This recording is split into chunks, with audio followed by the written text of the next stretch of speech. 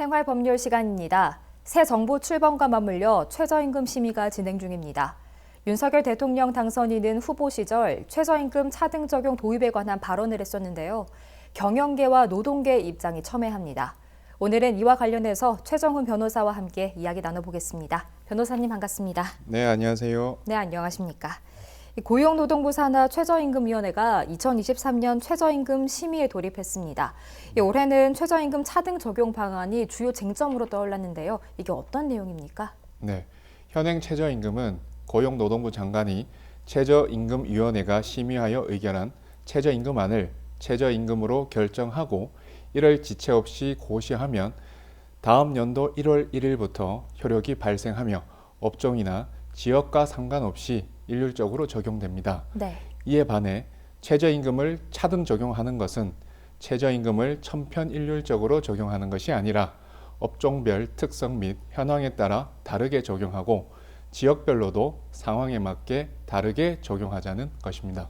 네, 이 현행 최저임금법은 업종별로 구분해서 최저임금 차등 적용이 가능하도록 되어 있는 걸로 알고 있습니다. 현재 논의되는 내용과 이 해당 법률은 어떤 차이가 있는 건가요? 네, 우선 최저임금법 제4조를 말씀드리면 최저임금은 근로자의 생계비, 유사 근로자의 임금, 노동 생산성, 소득 분배율 등을 고려하여 정하되 사업의 종류별, 즉 업종별로 구분하여 정할 수 있고 이러한 업종별 구분은 최저임금위원회 심의를 거쳐 고용노동부 장관이 정하도록 되어 있습니다. 네.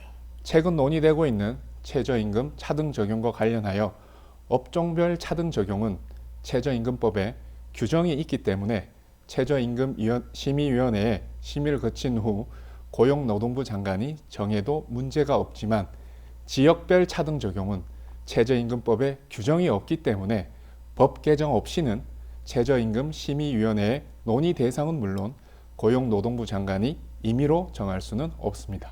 네, 그렇군요. 실제로 1988년 우리나라에 최저임금이 도입되면서 업종별 차등 적용을 한 사례가 있었는데요.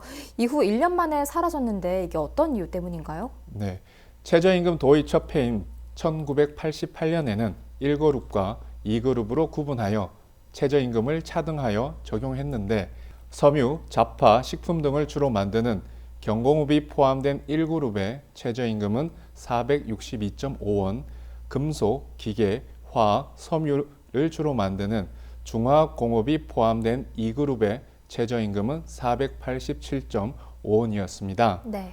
업종별로 최저임금을 차등 적용할 수 있다는 법률 조항은 1988년 최저임금 시행 당시부터 있었지만 시행 첫 해를 제외하고는 시행된 적이 없는데 그 이유는 어떤 업종을 어떻게 차등 적용해야 할지 객관적 기준을 산출하기 어려운 데다가 업종 구분도 만만치 않고 저임금 업종에 대해서는 낙인 효과가 발생하는 등의 문제점이 있었기 때문입니다. 네. 그렇죠. 해당 내용을 두고 그래서 경영계와 노동계의 대립이 지금 첨예합니다. 각각의 입장이 어떻게 다른지 간단하게 짚어주시죠. 네, 경영계는 업종별로 최저임금을 차등 적용해야 된다고 적극적으로 찬성하고 있는 반면 네. 노동계는 오히려 업종별로 최저임금을 차등 적용할 수 있도록 한 최저임금법 제4조 1항 단서를 삭제해야 된다고 반대하고 있습니다. 네. 좀 더 구체적으로 말씀드리면 경영계는 올해 국내 주요 기관에서 경제 회복이 완만하게 이루어질 것이라고 전망하고 있기는 하지만 소상공인과 중소영세기업은 여전히 코로나 팬데믹 여파에서 벗어나지 못하고 있고 특히 코로나19 장기화로 숙박, 음식업과 서비스업 등의 임금 지불 능력이 한계에 도달했으므로 이들 업종의 최저임금 부담을 줄여줘야 되고 최저임금의 일률적 인상으로 최저임금 미만율의 업종간 편차도 크기 때문에 최저임금의 업종별 차등 적용이 절실하다고 주장하고 있습니다.